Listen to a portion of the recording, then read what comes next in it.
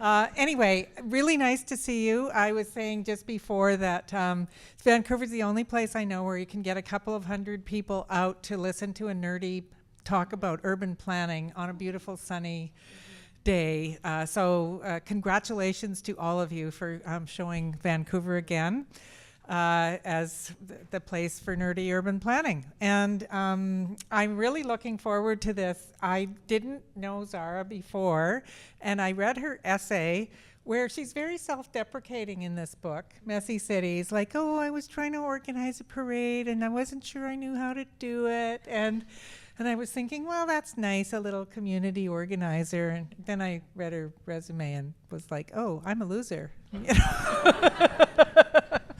So it was very deceptive reading your essay, I have to say. So, and we already had a fantastic 40-minute talk in the green room. So actually, we're done now. We're going to go. We covered it all. No, actually, Zahra brought up some interesting things that I hadn't thought about asking about. So now I'm going to at some point. But first of all, so just so if people don't know, this is a book of about 40 essays. 43. I think I counted wrong. 43 essays that are written by an extremely wide range of people, academics and community organizers and people trying to run community land trusts, and just this huge range, and also with a very wide variety of topics and the way that they approach the question of messy cities. So my first question was, why did you even start doing this? What was the idea behind getting a collection of essays like this?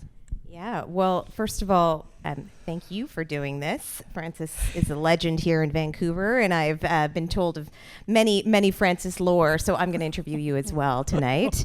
So the idea wasn't mine. The idea was actually, there's a scholar from Los Angeles who came up to Toronto for a conference about, I don't know, let's say 10 years ago, called Walk 21. It's a kind of prolific international conference on, pedestrianization of cities. And he came up, his name was James Roja, and he came up and he's like, oh, Toronto's wonderful. It's so messy, and was like, just delighted. Coming from LA was like, delighted exactly. We were all LA, the ultimate messy city. The ultimate messy city. And if you hands up, and this is like no shade, have you read some or any of the book? Hands up. Okay, so good. Okay, so I'm excited for you to read it. And so it's very easy to read. It's a really readable book. The essays are all short, and so for those of us whose brains have been ruined by Twitter, 100%. It's perfect. It's for the attention economy. That's what it's for. And so James came up to Toronto and was speaking to my co-editor, Dylan Reed, who's the founder of Canada's kind of urban magazine called Spacing Magazine, which some of you might know. And he was telling Dylan, oh man, the city's so messy and it's delightful and I'm loving being here. And Dylan, like you, like me, was quite struck by this concept that Toronto was messy. Mexico City has this reputation for this kaleidoscopic quality it has, but Toronto not so much. And so Dylan started writing in Spacing Magazine about messy cities. And then he realized the inherent sort of contradiction about one person writing a sort of singular tome on the idea of a messy city. So he reached out to a few of us who were sort of out there in urban affairs and work in the city, who had our views were diverse feels like trite, but we came at urbanism so differently, each of us.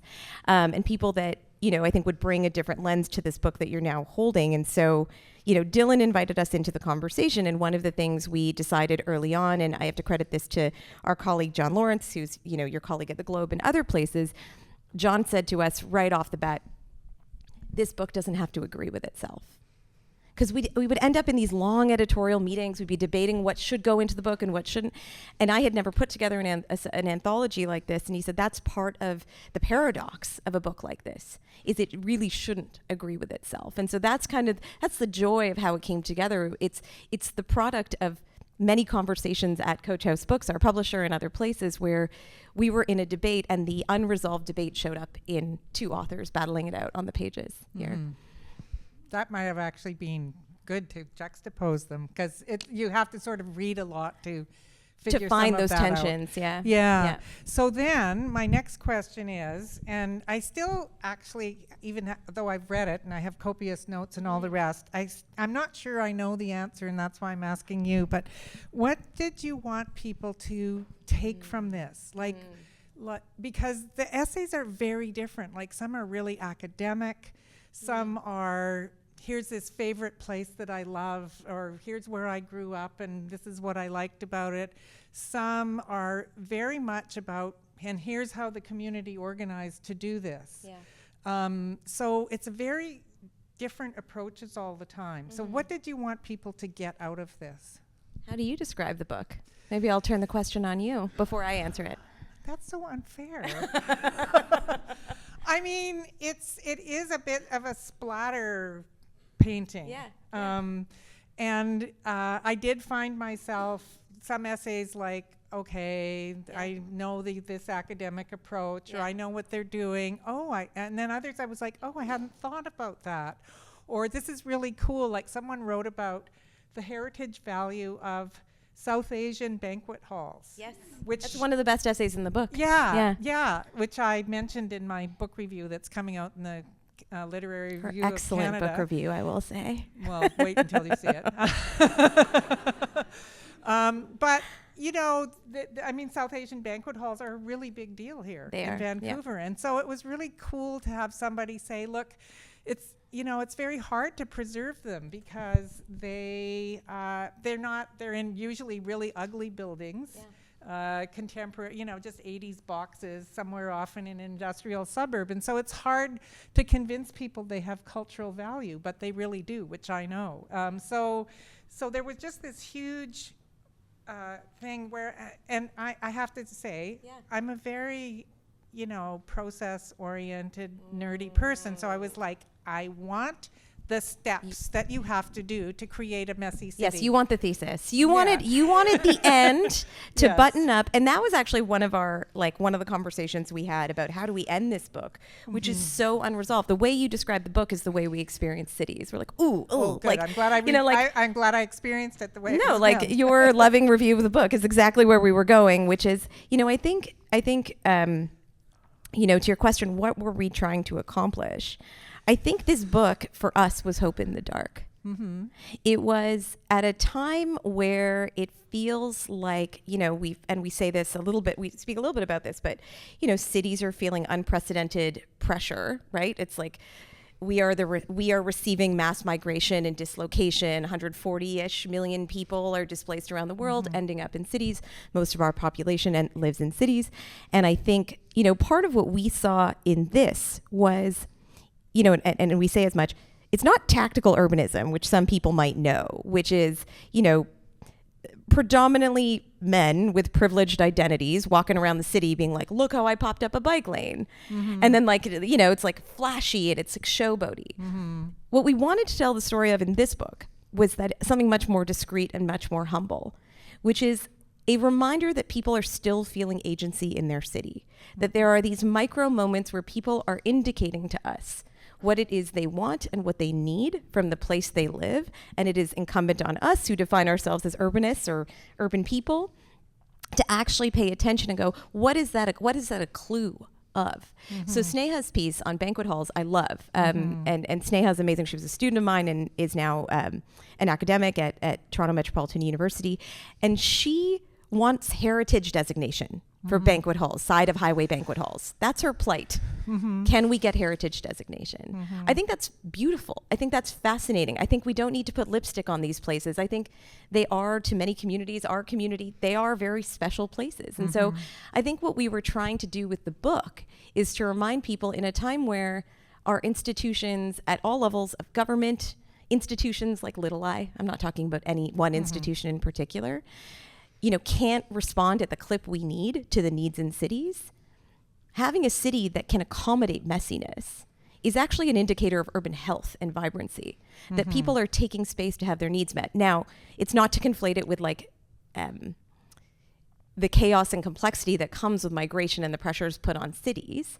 But I think it is, it's a story, and the story we often talk about that didn't end up in the book because the author was busy making a TV show about this. But But there's a story of like an uncle network, like a South Asian uncle network in Northeast Toronto. I'm sure you have the... So is this like the Chinese veggie grannies? But it's the veggie grannies, but in Northeast Toronto, there's like the uncle network that buys, my parents are in the front row nodding. My dad's part of the uncle network. But there's the uncles in Northeast Toronto that go to the food terminal in April.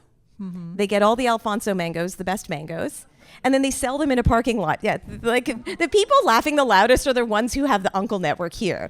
And they go to a parking lot in Northeast Toronto and they sell the mangoes. And it's a scene, and like our neighbors go all the time, and you buy your mangoes for $2 versus $7 at big chain grocery stores. And it's delightful and it's vibrant and it's amazing, but it's also an indicator of the accessibility of diverse foods, like for foods that, the multitudes of people, the diversity of people who live in Canadian cities want. And so there's something there around, and my colleague John writes an essay called Why Can't We Sell Stuff Anywhere? And it's like, how do we create a context where this kind of like responsive commerce can happen without the uncle network getting disproportionately punitive measures because they were selling in a parking lot very close to a Costco that also sells Alfonso mangoes. So I think one of the things we're trying to do is sort of give people hope that if you are in a city where you feel the agency to safely express your need and serve your community, then like that's possible, that's a good thing, and that it's on all of us to pay attention and actually respond and support and create policies, all the boring stuff, but the things that actually will enable that and to I continue. love that example. And my favorite essays in the book were places, groups that were doing something like that, like the Bloordale Beach. That's one of the best stories too. Yeah, where they created, they took a vacant parking lot filled with crap and kind of turned it into a community gathering spot during COVID. It was only open for, I think, a year and a half.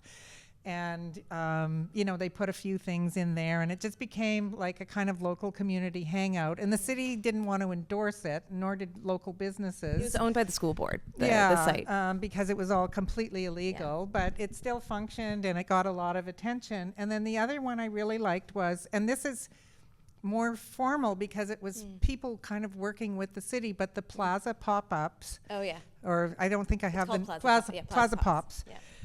Where they said there's like these mini malls everywhere, the little 7-Eleven type of mini malls, and there's parking space and there's space there where people could gather, and they're often in areas of the city that don't have a lot of third spaces and public spaces, and people don't have time to sit around or the money to sit around drinking $6 lattes. Yeah. So they created in 3 or 4 different little mini malls, like kind of a public hangout spot. And with the cooperation of the businesses there and some city support. Yeah. So I liked those ones because I felt like, okay, I get what they're talking about, how you can create messiness. Yes. And I'm really interested in that topic because it's increasingly difficult to do that. Well, and Plaza Pops is a great example, right? Where they're actually nationally scaling. I believe that there's a West Coast one imminently.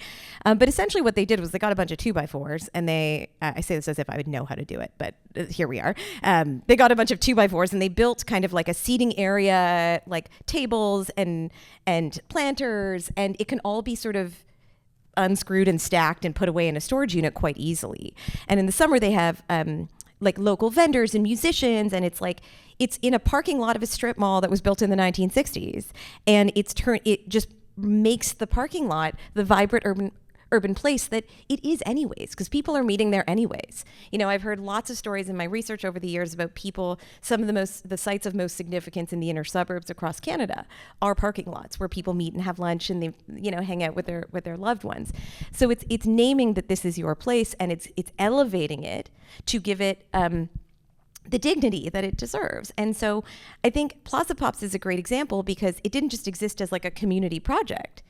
Now it's an organization. Now they're doing this all over the region. They're doing this all over the country because this typology, and I can say typology in this audience because it's a bunch of nerds, all of us fellow urban nerds, but like the typology of the strip mall shows up all across North America. So it's a signal to communities that like you can do this kind of you can do this kind of development, and it's just a gentle policy wrapper versus saying now we do this in every strip mall, which kind of takes away the vibrancy of it all. Yeah, and I think some cities have tried to do something like that, like the parklets in San Francisco, and then I don't know if you've seen any of the little side street, like kind of coffee places out on open streets in Vancouver. Okay.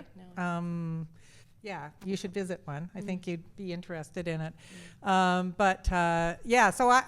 liked those examples I could hang on to, where I could understand, okay, this is how you do it. I mean, I loved some of the essays that were just about drum music. Reminds me of growing up in Trinidad, and when I hear it now in Toronto, it makes me. Well, those essays, I only say that because that's one of my co-editors, Leslie Wu, who's just so brilliant. She's a proud Trini woman, and she was like, the messiness of noise. Noise is a huge point of contention. It is. Like, it's a huge point of contention in cities, and it also her essay points to not just what is messy, but who is messy. Like this trope about foreigners and immigrants being the mess of our cities. I think she was responding in her essay that, her family would play the steel pan drums all night. And I remember, and this might be actually a relevant example for BC, this is not in the book, but years ago my organization did a project to get racialized folks into the wilderness. So not into parks, into the backcountry. And this was in Ontario. The project was focused in Ontario. And a lot of folks, the epicenter of the conflict when people went into the backcountry or went into a provincial park in Ontario was noise. That a lot of families from places that we call of the global majority, so, India, anywhere on the African continent, they had cookouts till midnight. They danced, they had parties, and everyone else was like, no, you have to be silent. That is the culture of Ontario parks. I would prefer that over the 80s rock music. 100%. Any steel pan drums any day.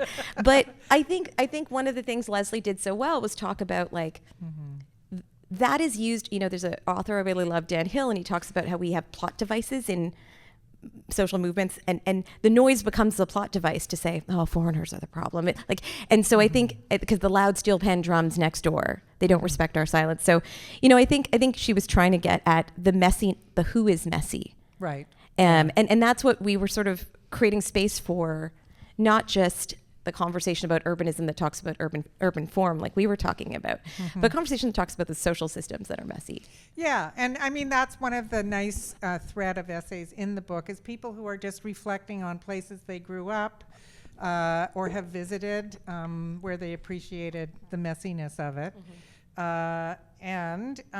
So that leads me to my next question, which was from an essay by Jason Thorne, who's now the head of planning for Toronto. He was in Hamilton, and I don't know what he was when he wrote the essay, but he was actually I will just say, a fun fact is when he was invited, he was a city manager in Hamilton. Yeah.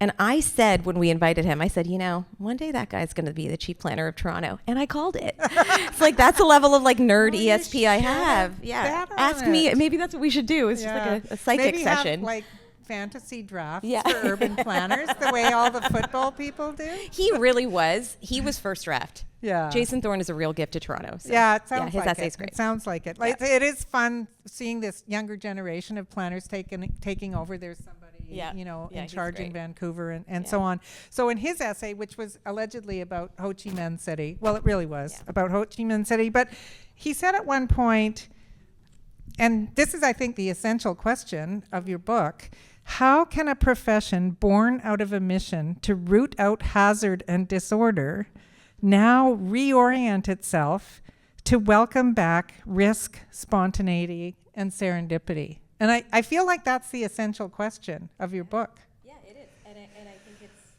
I think it's I think some people see it as an aggression, and some people see it as an invitation. Right? Because I think there has always been, I've done sort of community-led planning and design projects for over 20 years now. And the number one issue I've had has not been working with communities that have faced the impacts of gun violence and gang violence and all sorts of traumas. But the issues have been the professionals who are like, but what if I'm not relevant? Like, what if my practice isn't relevant? If I share with this community all that I know, then I won't have a place in urban change. I have heard this. over Really? and over That is again. scary. It is terrifying. And so I think there's a few answers to your question. Well, there's many answers to your question. I think one part is this, you know, I think that we were just talking about when I left Vancouver 25 or so years ago in the green room. And the idea that you would even talk about social systems as part of urban planning, it was like, that's the work of social planning. That's the work of nonprofits. That's the work of charities.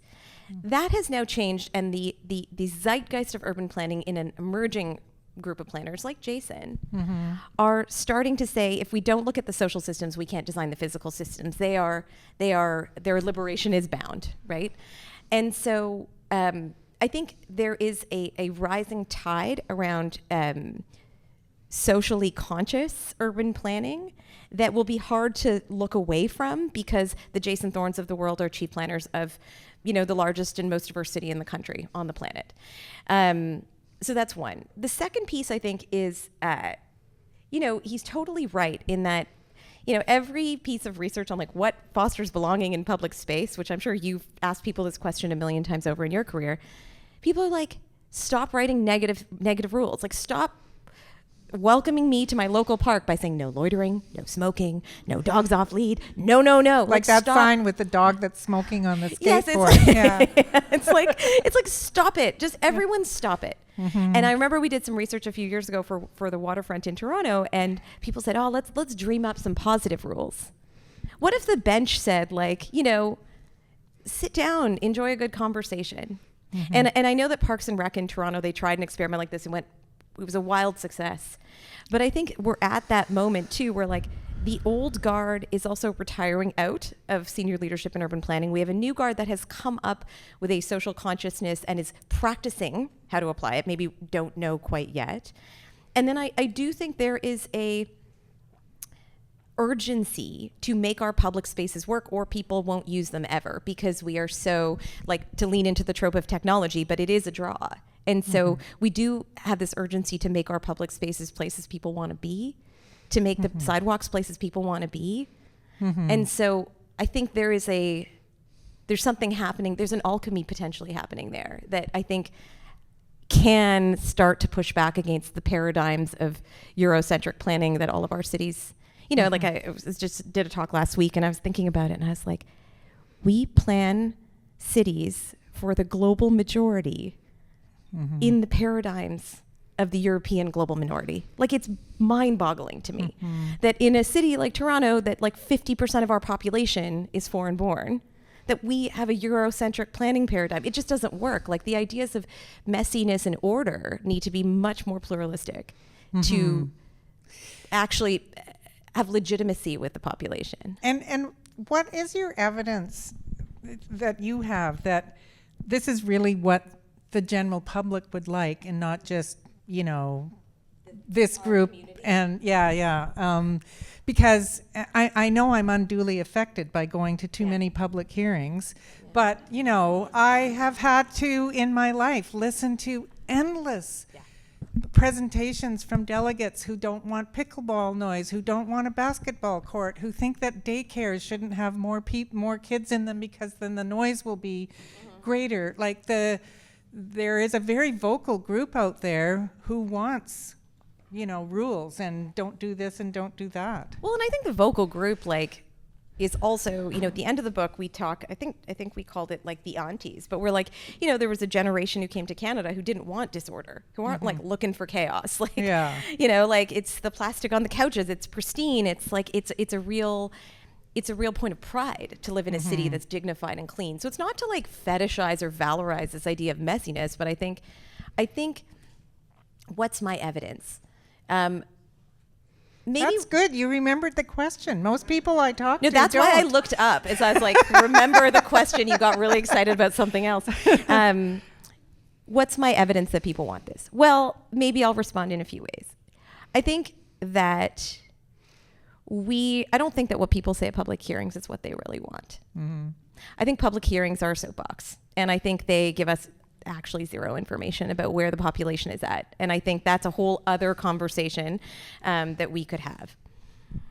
what I think is that, like, and I don't like to borrow anything from the Bay Area or Silicon Valley, but I do think that frame of like early adopters where, and Jeff Bezos, who I never would quote, but he does have one thing that's useful, which is this frame of disagreeing and committing.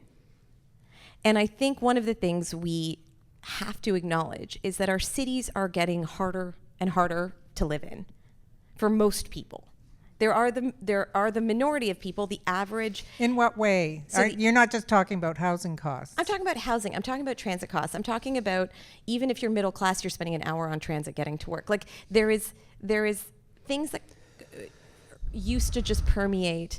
They were class related, where if you were lower income, you experience them. Now everyone experiences them, and that's why the world starts to pay attention. The evidence, I think I'll say, is that as the city starts to become a more difficult place to survive and thrive. Someone told me this week that because of the lack of headquarters in Vancouver, the average income is closer to that of Winnipeg than Toronto. So you've got these sort of like stagnating incomes, you've got a rise in housing prices, you don't have a significant investment in transit from all three levels of government at once. So if you do the math, like the city's getting harder and harder to live in. I do think that there is the disagree and commit part is that even if it's not affecting you, you can see it on the street. You can see the way in which our city is wearing differently. And we were just talking about this backstage. There's a different edge to the opioid crisis and all these different sort of imported divisions from other parts of the world landing on the street. Like, we're feeling it acutely. And so I think even if it's not the critical mass, and in Toronto, the average person who goes to one of these public meetings is upper middle class, 65 and white. And so Cotton tops, someone referred to them. Cotton tops. Which I can say because I am newly a cotton top. I say that lovingly. We need everyone. But I think that is the group that has the time and the spaciousness intellectually to be. Are we getting the 10-minute warning? No, not yet. We're going to talk all night. And so. Good, because I have one more bombshell question. I mean, this one's not even a bombshell. I'm just going to keep talking till you go on to another question. But I think there's a piece in what you're talking about, which is like who's showing up at public hearings and how is that real evidence? And so if you were telling me that your public hearings that you were going to were like, you're like, I walk in and I see Vancouver, like it is incredible, then I'd be like, okay, fine. Maybe my hunch is wrong. But when, I spend a lot of time with international students, I spend a lot of time in the inner suburbs in cities in Canada, I see what's happening on the ground, and I'm seeing that like people want to be seen in their city. They're tired of the city slapping them in the face every day with like 2-hour commutes and unaffordable housing and a 7-year-long waiting list for public housing. Like, I don't know what that is, but that is not an easy place to live. And that is not the promise of what Canada was supposed to be for so many people. And so how does messiness help with that? Well, messiness, I think it provides an opportunity to speak into your needs, like I was saying before, which is, I think the messiness says, if something's not working, you can speak into that, and it doesn't have to be at a public meeting, which is not a place where everyone feels safe. So an example that is not in the book, but that is from my work, is I was doing work on a redevelopment site in Scarborough in Toronto, so in East Toronto. People know it because of The Weeknd or Drake. But in an area called Kingston Galloway, and we were doing work specifically on an old police station, and then beside it was vertical, sort of like, what we call in Toronto, like vertical poverty towers that were built in the 1960s that house like our lowest income residents. And, they're like, it was just asphalt. And there was a group of women who ran quasi-legal catering service out of that tower, and they took a part of the parking lot because all the cars were uninsured, and they were never moving. So they took a part of the parking lot and they turned it into a garden to grow like very specific herbs that they needed for their cooking that were too expensive at the grocery store. And they just kept doing it, and no one was using it, so everyone kind of turned a blind eye, and then like it turned into a local, cooking program. So like it was a newcomer cooking program, then it turned into a local food security program, and it sort of continued to blossom into what it needed to be, which is it was an expression of like how to get access to the food they most needed. In the city, in a difficult city. Yeah. Literally outside their front door. Yeah. And these were the same women who were walking 1.5 kilometers in Toronto in February to the No Frills to pay 5 times more than they wanted for cilantro. Yeah. And then to walk home. So I think the messiness, if we pay attention to it, it only works if we pay attention and we don't. Well, it sounds like you're saying messiness helps provide some shortcuts to the challenges 100% of the city. You know, when we were first talking about it, we talked about how messiness is paying attention to the workarounds that people use to make the city navigable, and then supporting them to make those not workarounds, but the direct route. And I think that that's it, right? Like that's what we're trying to do. The other piece around messiness, what we're trying to achieve is like, and I feel like I was just telling Frances, I'm like tired of the sound of my own voice because I've been talking about this book all week, but I'm so excited to, you know, I'm so excited by the confluence of what we're talking about and the David Suzuki article, I don't even know what to call it, that he released this summer, where he talked about how sad he was that we had crossed the 6 climate thresholds, 6 of 9. And it was quite a impassioned article. And at the end, he says something like, the units of survival are going to be local communities. That's it, right? He's like, that's how we will survive. Eric Kleinenberg talks about this. Last time I saw Jorge, I was talking with Eric Kleinenberg on stage about this. But, you know, the units of, like Eric Kleinenberg's research on the Chicago heat wave basically says, and I write about it, that if you are in South Chicago, in a Black community, in the heat wave, your chances of survival were directly linked to you knowing your neighbors. Yeah. Right. And so I do think the messiness is also a way to get us out and together. It's like, it's a plot device. It's a MacGuffin. Right. So I know we're getting close to where we should move to the audience questions, but I wanted to kind of set something up for Vancouver. So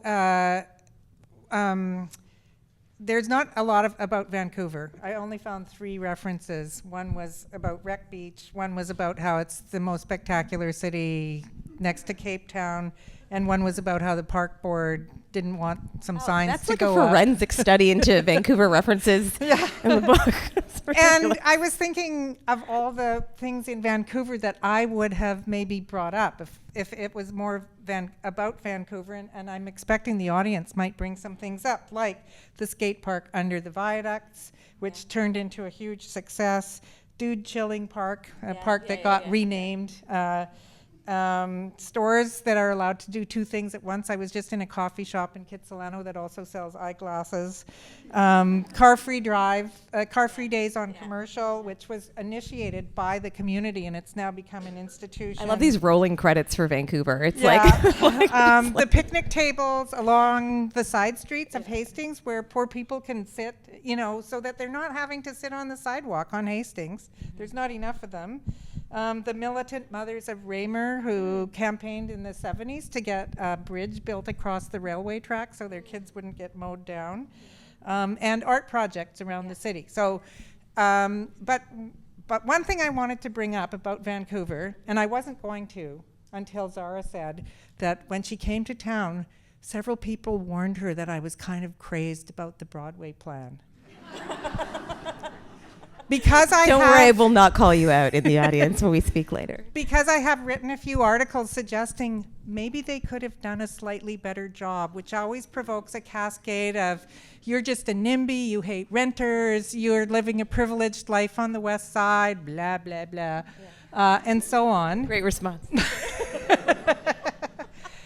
But you know, the Broadway plan to me, and I know you haven't had a chance to study it or look at it. I've studied your articles on the Broadway plan. One article.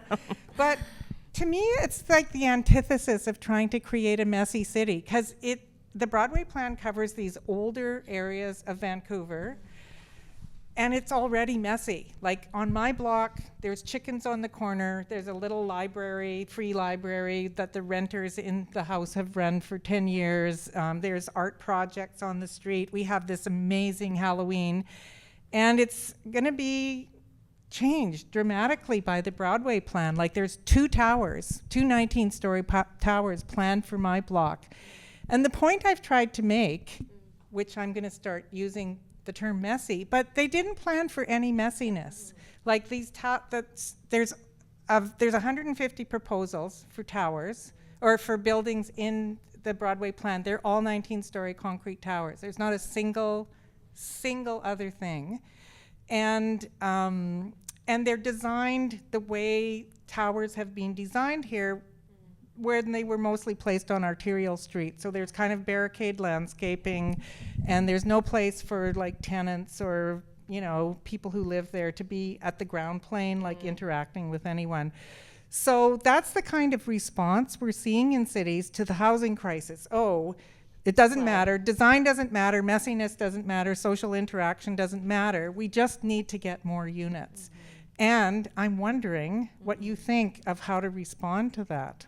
Well, you know, we talked about this backstage, which is like the trope of supply is real. And I think that, you know, we've kind of gotten to this point. I was telling Frances about the neighborhood I live in, which I write about in the book, which is undergoing similar scale. Like for us, we're 6,000 people, and we're about to experience 6,000 more households in the next 10 years because we're a really transit-connected spot.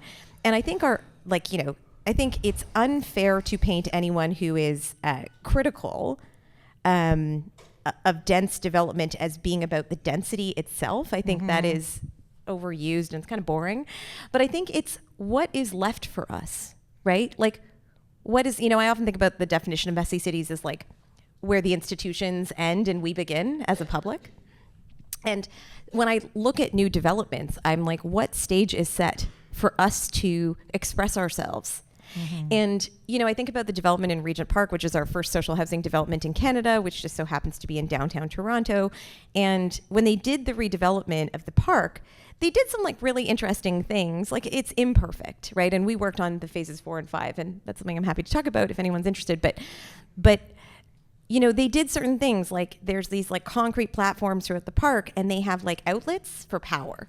Because they know there's a lot of musicians. Mustafa the poet is like a Regent Park export and is incredible. And there's musicians and performing artists and artists making LED art, and like that needs to be shown in the community. And it's like little signals like that create texture in a city. And so the question for me, like I have lots of questions about the design of those spaces, because my hunch is that they were designed for investors and that investor market has disappeared. But I actually think it's the interstitial spaces that are the problem, where it's like, where do they leave any space for us to gather, to come to, like... Well, and that's my whole thing. Yeah. It's the ground plane It's the ground plane, yeah. I'm really interested in. Like, I don't care about the shadows. We have massive chestnut trees. I haven't seen the sun on the street in years. So it's not about what people typically think. For me, I love how social my street is. Yeah. And I want to see that continued, and I don't see any sign of it. Well, maybe a simpler way of responding to your question is that, you know, part of what we see in messiness is some like delivering on a promised empathy that we are supposed to have in urban life. That's a great phrase. Oh, well, thank you. I just made it up. Just right off the dome. But I think there's like this promise of empathy that we will live and we will micro-negotiate when it's inconvenient.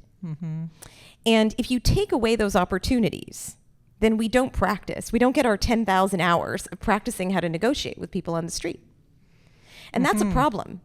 That's a problem when civil society is more divided than it's ever been, you know? And so I think that's part of it too, is that if we don't have those spaces, we don't have our gym, our social gym. And that is a risk to civil society. Like that plays it. So I'm with you. Like I really do think that, you know, I've always been disproportionately biased to the social infrastructure, because if it's not there, I didn't realize how much I was until this No, it's true. It's the infrastructure we forget about, and it's the infrastructure that actually makes cities places we want to live and stay. And it's interesting because some people don't really care about it. Like my husband's forever like, what are you going on about? Do you have to bring this up again?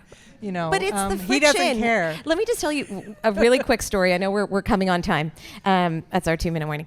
So I was preparing for this talk last week, and I was laughing because in the book I write a little bit about how I tell the story about like you'll wake up and like I'm in my neighbor's kitchen in my PJs stealing coffee, and like someone else is in my house while I'm here out of town borrowing noodles from my cupboard, and we see them on the little camera. We're like, oh, that's neighbor Elizabeth in our house again.